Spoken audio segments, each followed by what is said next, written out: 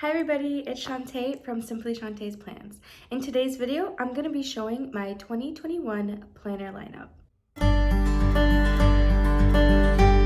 Let's get started. So I want to give you a little disclaimer that at the time of this video, I haven't fully set up all my planners, but they're halfway set up. So if you're interested in what I'm using each page for, let me know so I can film my setup video when it's finished. Up first, I have my Erin Condren Hourly Life Planner. It's in the neutral layers design. I do have a name sticker in here from Emily Plans It. So this will be my catch-all planner. I will be putting some photos here. I did that last year and I really enjoyed that. I also put some birthdays, days off, or trips that I will be taking this year. Next on this page, I'll be putting the weekly kits that I use for stickers. I'm moving my budget shell back to my catch-all planner. My original thought was having it in my daily planner would make me look at it more, but it really didn't, and I liked it better in here. I felt it was more private since I don't take this planner around, and that's what I'm looking for. So budget shell is going back in this planner.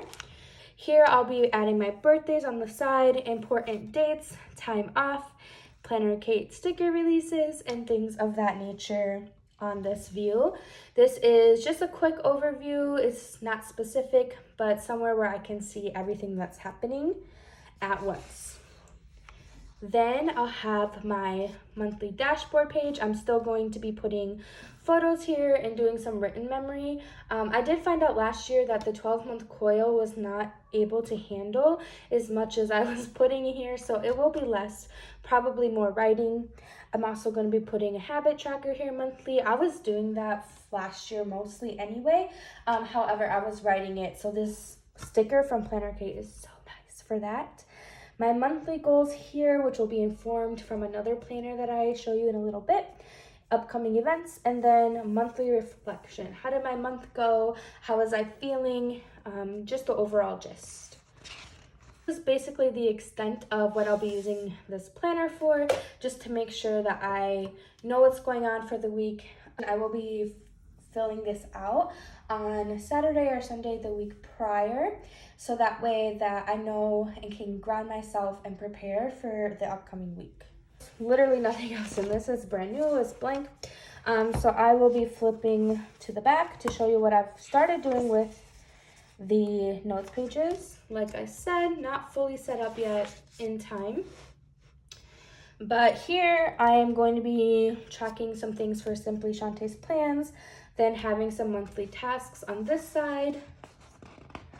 I saw this weight tracker from Saray's Plans and I loved it, so I put that in here. Here I'll be doing some monthly weigh-ins and things like that. On this page, I wanted to put a book review or like a book tracker of what I'm reading. And then here I want to put frequently used stickers from sticker shops I love. Put a general monthly budget here. If I ever need to go back and readjust or whatever, I want to have the original here. And then here I want to put what my monthly bills are. And I don't have plans for these two pages yet, so stay tuned. The next planner I'll be using in my lineup this year is my Go Getter Girl Everyday Undated Book Bound Planner. That felt like a mouthful, but it's really not. I love this planner. There's a lot to say about it. It is undated, like I mentioned. It lays completely flat, and it is a daily and monthly. So let me actually flip to a new month. So here's the new month, and then it's undated, and it is a vertical layout, so I can fill everything I want in here. And then it goes right into the dailies for the whole month before it starts over again. So I really like this. It's portable. It is really set up. The daily layout is set up to help me reach my goals and check in with myself, make sure I'm doing gratitude, make sure I'm affirming myself and my beliefs, and also keeping track of my to-dos in my schedule. So I am obsessed with this planner, and I will be using this instead of my daily duo this year.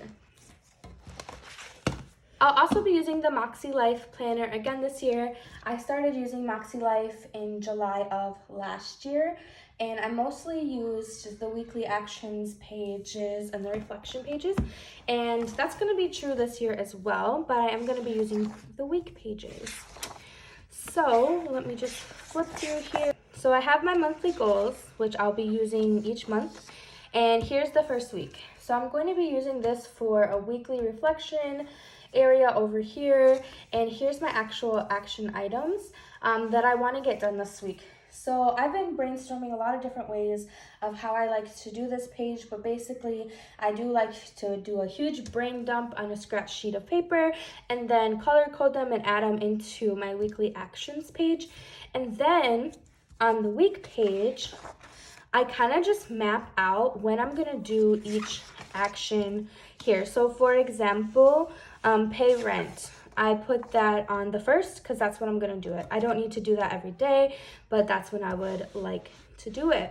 I use it like this because when I time block my day and map out what I'm doing, I don't write specific time for each goal area. I just write specific time for goals. So for example, on my daily planner, I will write goal time and like put 30 minutes or an hour, and then on that day I'll figure out which things are important for me to do. So I use this page at the beginning of the week to map out when I'm going to do my action items in accordance with what I said I wanted to do here, and also taking into account what I have going on for the week from this planner. These two planners are really tools to help me make sure that my week is focused and productive, but also rest and playful too. Finally, I will be using this new A5 coiled wellness log, and I am so obsessed with this one. This is going to take the place of my monthly health and wellness planner that I've been using for the last year and a half or so, because it is so much more portable, it's so much more compact, and it has everything that I was spending a lot of time writing before. So to show you that I was drawing these lines, I was drawing these diagrams, I was drawing these trigger trackers, I was drawing these habit trackers every week, and it just got to be a lot.